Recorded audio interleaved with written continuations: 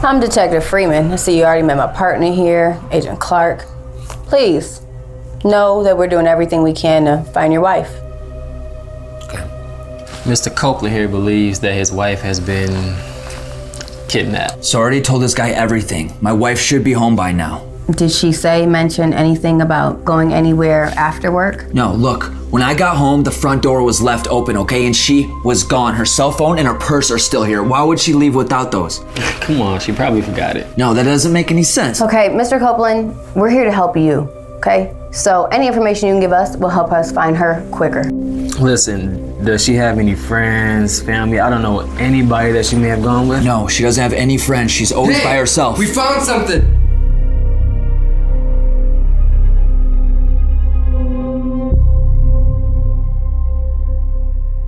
Hi, I'm Garrett from Making Movies, and in this video, we're going to discuss how we use the emergency light effects in our Gemini lights.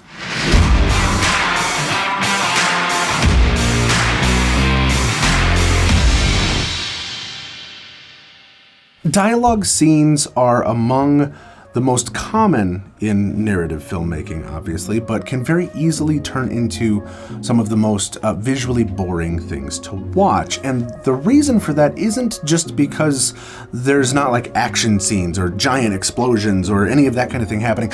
A lot of that comes down to the way that the locations are put together, and most importantly, the way that those locations and the people in them are lit. We only used 3 lights for this short, but we're still able to pull off a very cinematic look. In order to pull that off, other than practice, one of the tools that you need is to have a diversity within your lighting kit and light shaping accessories, because if we have only one type of light to work with, that doesn't give us many options as far as building tone and contrast. That's one of the most amazing things about these lights, because even though we only were shooting with Gemini lights, between the 2x1s and the 1x1s and the soft boxes and the honeycomb grids and all the accessories that you can really rig these things out with, you can build an entire diverse lighting kit without needing a ton of lights and different kinds of lights to pull it off.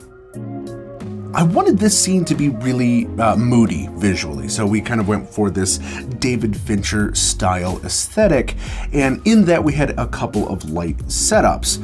The first being the outdoor establishing shot. This is where we had the detective walk over the police line and go into the house. Now, this was a really easy lighting setup. We did shoot at night. We had the practical light coming off of the house, but we needed to fill that light in. So we took a 2x1 Gemini out on the sidewalk. We put it on a combo stand and put it about 10 feet in the air at 100% power, just to give us some nice contrasty fill coming into our scene.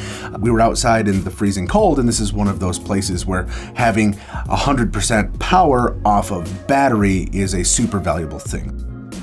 Because the surface area of the 1x1s is quite literally half of the surface area of the 2x1s, the light output, in contrast, is a little bit more harsh, which is exactly what we wanted for a scene like this, where the emergency lights would be perceived to be coming off of a police vehicle. The emergency light effects, like all of the effects in the Gemini lights, are extremely customizable. You can adjust your pulse rate from 1 to 5 pulses. You can adjust the colors of those pulses between solid blue, white, red, amber, and a combination of those lights in certain sequences. And then, of course, you have dim control, or the intensity of that light. And having all of that customization allowed us to really dial in the exact kind of emergency light that we wanted for our scene. Something that still felt intense but not chaotic, something that was fast but not repetitive, something that we could dim down to be present but not overwhelming. That level of control is paramount when you're doing this type of a scene. The final lighting setup is where we spend most of our time in this short scene, where we have the 2 detectives talking to the supposed victim. This room was pretty small. There wasn't a whole ton of space to work with, and as such, we would have to move lights and light stands and positions around depending on the shots that we were getting, but it was really easy to do because of how lightweight and portable these lights are.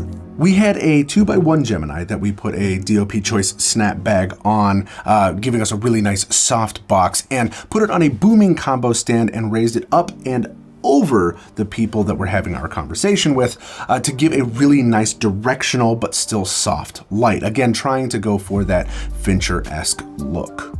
With our key light overhead, we just then needed to fill in that light for some tonal contrast, and we had this little lamp sitting on the end table that we were going to motivate to create that fill.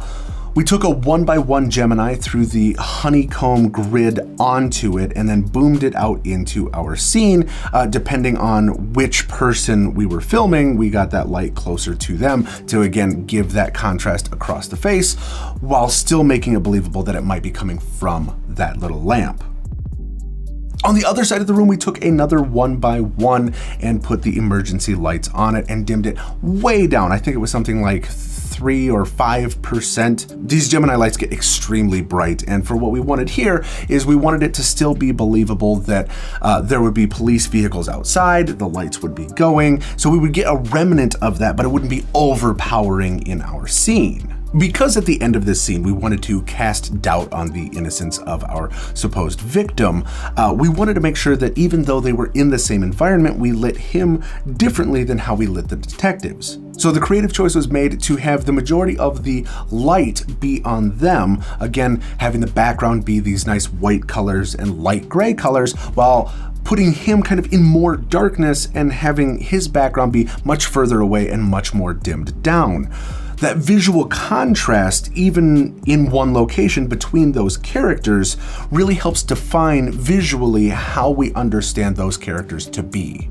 Once we had built that world, the performances were then able to carry the rest of it, with each of our characters bringing a different personality to the conflict that they were all working through. The lighting helped sell the performances that those actors gave. And that's it. We only used 3 lights to light this scene, and we were able to pull off a very cinematic looking final image. I hope you found this helpful, and if you did stick around, we have more videos on other scenes that we used these lights for, along with the accessories that we used to light them. I am Garrett from Making Movies. Thanks for watching.